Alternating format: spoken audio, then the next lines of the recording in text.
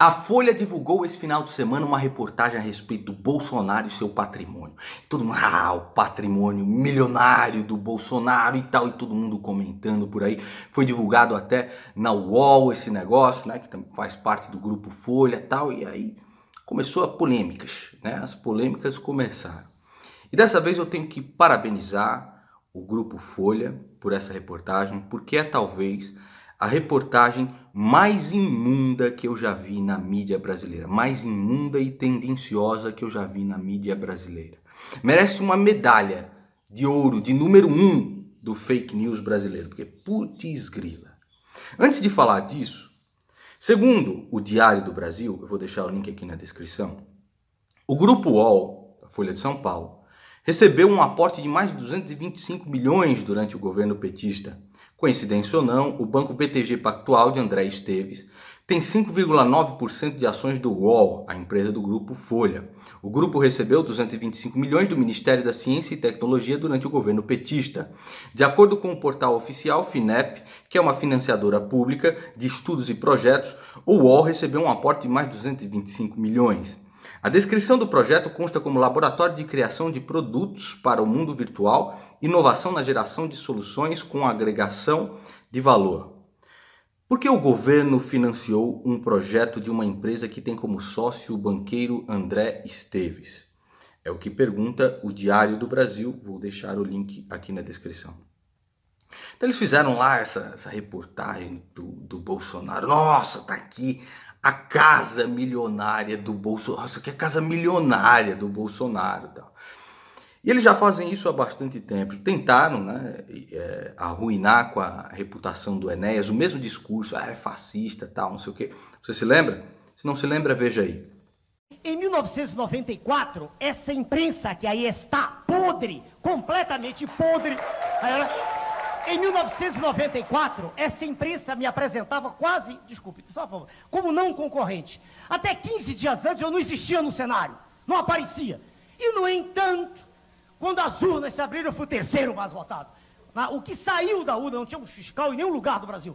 O que saiu foram quase 5 milhões de votos, o senhor se recorda. Agora, já que se tocou nesse assunto, vale a pena, com algum dos colegas, com o senhor da Folha de São Paulo de hoje, vale a pena, quando eu falo da imprensa, veja o senhor, Folha de hoje, por favor, com sua permissão. Pois não. Sai um trechinho em nome de Enéas. É uma coluna, o nome de Enéas. Sabemos por quê e porém que a cultura brasileira, por suas qualidades e por seus defeitos, é refratária ao fascismo. A flexibilidade dos princípios e dos preconceitos, o inautêntico da maioria das experiências, o relativismo dos costumes, nada se adequa bem à disciplina histérica que o fascismo sempre requereu até na Itália. Só um minutinho de novo. Sem citar nomes, não interessa. Folha de São Paulo, editorial, hoje. Por favor, hoje. Hoje.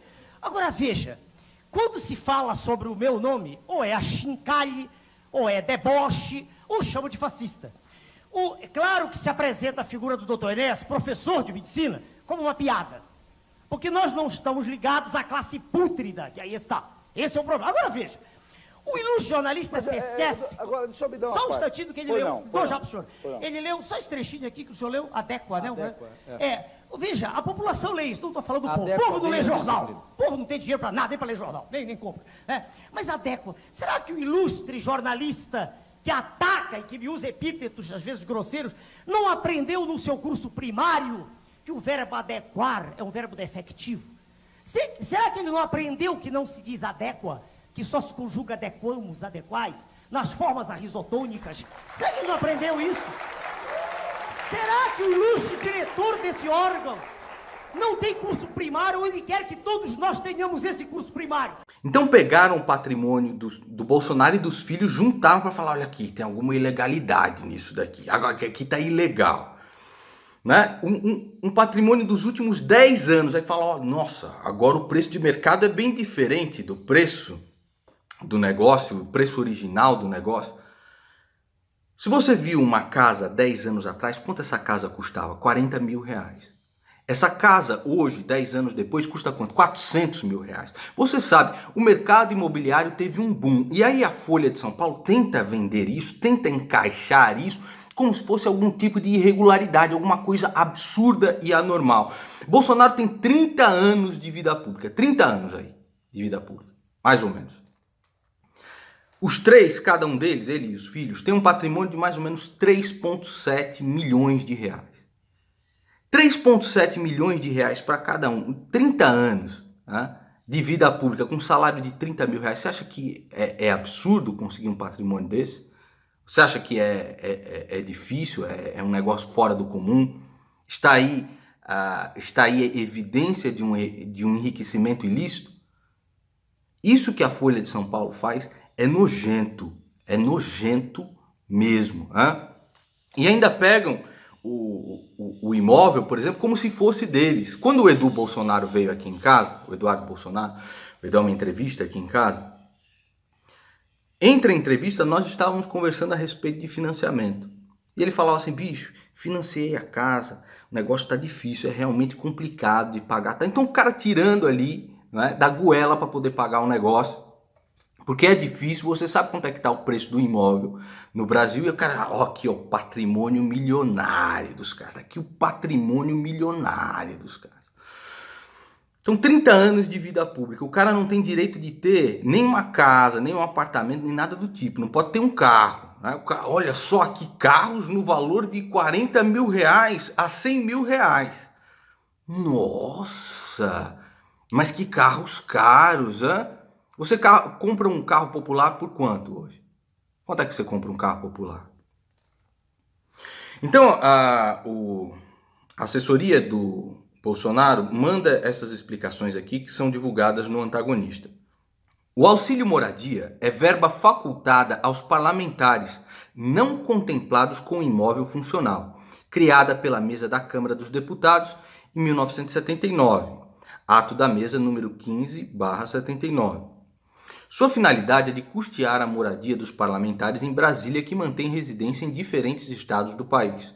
O deputado Jair Bolsonaro, por exemplo, reside no Rio de Janeiro.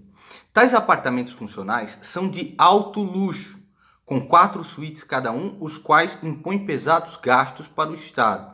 Parlamentares contemplados com apartamentos funcionais não recebem em dinheiro.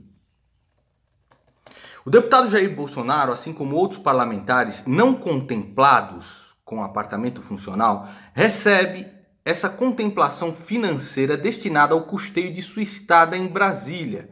O cara do Rio de Janeiro precisa ir para Brasília para exercer o mandato dele, cujo valor líquido, após descontos da alíquota de imposto de renda, é de R$ 3.088,43. Tá? E eles mandam lá o contra-cheque para provar. Então. O deputado Jair Bolsonaro ocupa pequeno e modesto apartamento de 2 quartos em Brasília, adquirido há alguns anos, o qual nem de longe corresponde ao padrão ostentado pelos seus pais. Ele vive exclusivamente de seus vencimentos como parlamentar e não usufrui ou compactua com qualquer transação ou esquema ilícito. Deputados recebem verba de apoio à atividade parlamentar que inclui o custeio de combustível, telefone, locação de veículo, passagem aérea, restaurante, consultoria em geral, entre outros. O deputado Jair Bolsonaro é um dos que mais economiza na utilização de tais recursos, tendo devolvido aos cofres públicos mais de 1,3 milhões de reais desde 2010. 1,3 milhão de real, tá? Desde 2010. Esse é o fato de extrema relevância, mas que a grande imprensa prefere ignorar. Aí faz uma matéria desse tipo, tá? Então eles requentaram, primeiro o que aconteceu foi que eles requentaram, né, essa notícia de 2016. Foram tentar criar um negócio com o Bolsonaro, tentar incriminar ele de qualquer jeito e mandaram para o Janot ver. Aqui o que o Janot falou? Não tem nada aqui, bicho. Não tem absolutamente nada aqui. Aí vem falar, mas a mansão do Bolsonaro em Angra dos Reis, a mansão do Bolsonaro em Angra dos Reis, é essa aqui a mansão?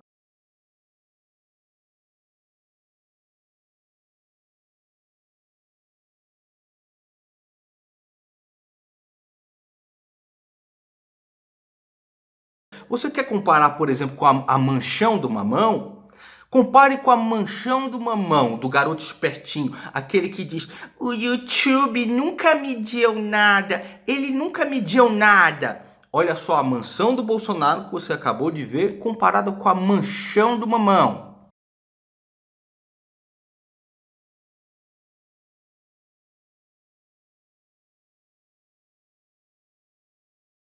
Por que a Folha de São Paulo não vai ver o patrimônio do Lulinha, da família do Lula? Estava catando bosta no zoológico, de repente milionário, bilionário. Essa é a imprensa brasileira. Se você continua lendo o jornal brasileiro e acreditando, se você continua acreditando na fake news brasileira, parabéns. Você é um idiota. Você é um grande idiota. As pessoas que se inscrevem nesse canal aqui podem ter pelo menos o outro lado do argumento.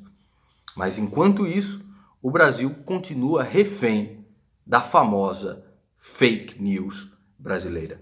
E a Folha merece a medalha de ouro de primeiro lugar, com essa reportagem absolutamente tendenciosa e, na minha visão, completamente imunda.